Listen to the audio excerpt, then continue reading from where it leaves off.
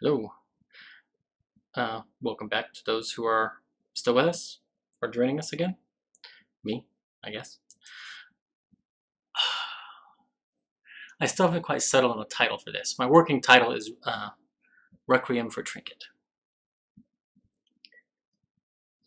Trinket, Lady Vexaya called out.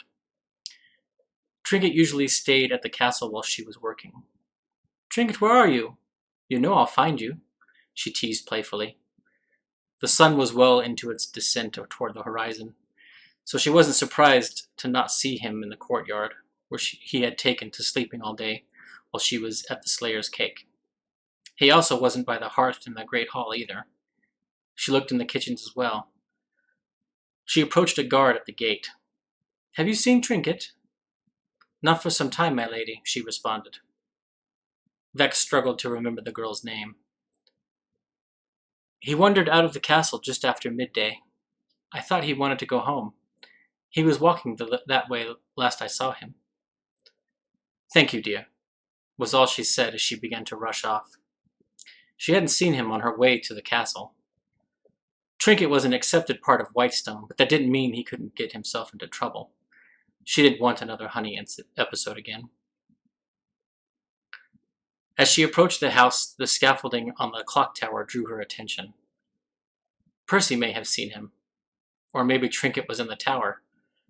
The two had been spending a lot of time together lately. Percy, dear, are you up there? Her voice echoed up the stairs. The familiar clicking of machinery was oddly silent. Yes, darling, sorry. Is it dinner time? He asked, barely raising his voice, relying on the acoustics of the tower to carry his voice for him. No, I was looking for Trinket. He's not at home, or the castle. Is he up there with you?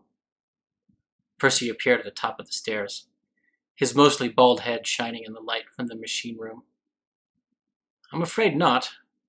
The look of worry that crossed his face shook Vex, and she began to worry. Did you see him from up there? I don't think so.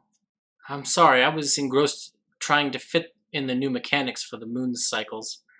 Ruidus has proven rather difficult to get the timing to work right. He paused a moment. Let's see if we can find him. He joined her on the street. Breaths labored from his climb down.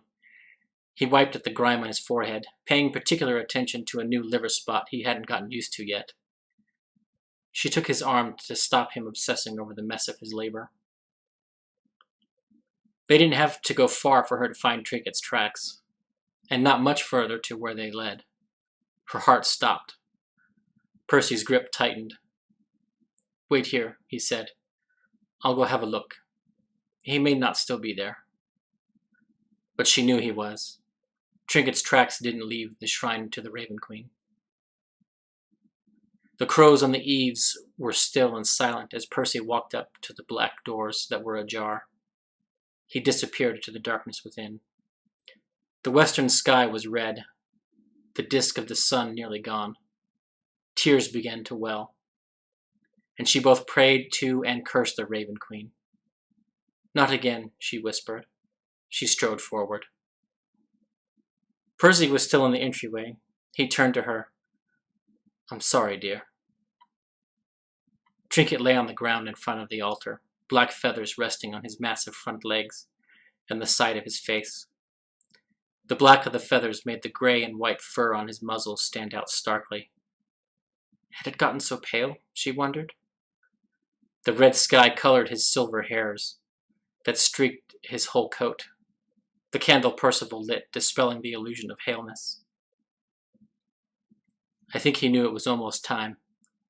Percy's words were a whisper, hardly audible in the rising tide of memories. I've been expecting this. Her awareness of what he was saying drifted away as she was sinking to the ground. She felt his hand on her shoulder, not there to stop her collapse, but steady it. She leaned into Trinket's body. He was cool to the touch, not the radiant heat she had counted on for so long. She thought of their meeting, full of pain and promise, like so much of their time with Vox Machina, all the near-death experiences.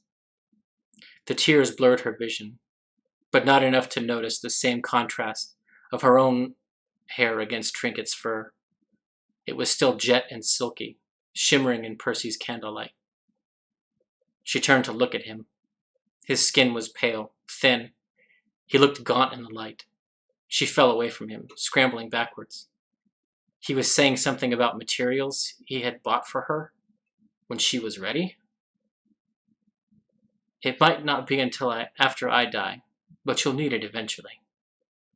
The words hit her like a bucket of fresh snow runoff from the mountains. She looked at the man she had been married to for 30 years. He was not the same man. He had grown softer, not just around the waist and his cheeks, but his eyes too. The horror he'd known in his youth was eased by the love they had shared with each other and with their children. Their children. She thought of her father and wondered how often he thought about the near certainty he would outlive his children. At least I will be spared that, she thought, looking at her aging husband. Percy knelt, almost sensing her thoughts, said, I'll send word. See if the children can return for a while. He gripped her shoulders with his hands, the only part of him that was still hard as the metal he worked. A tear fell off her chin, landed atop her bosom. You can't leave me, Percival. You can't. He smiled at her. I shall endeavor to do as you ask, as always. His kiss was gentle. His chin stubble scraped the bridge of her nose. She reached for his face, his brow etched by rage and worry, his eyes bright blue surrounded by laugh lines, and his cheeks and jaw covered in gray stubble. She wanted to believe him, and maybe she could if they were anywhere but here. She kissed him, with all the passion and history they shared. She turned, held both sides of Trinket's face, and buried her face and his fur between his ears and sobbed. She said a silent prayer. Vax, please don't take him from me. Please take me first. I can't do this again. Do you think he could handle it better? Startled, she looked around. It had sounded like Vax. She saw only Percy kneeling behind her, his hand on her back. But he wasn't looking at her. He was looking at the altar. He met her gaze. Don't worry. I will not go far from you. He took her by the shoulders and lifted her. I'll have someone come and get him so we can inter him in the plinth under his statue.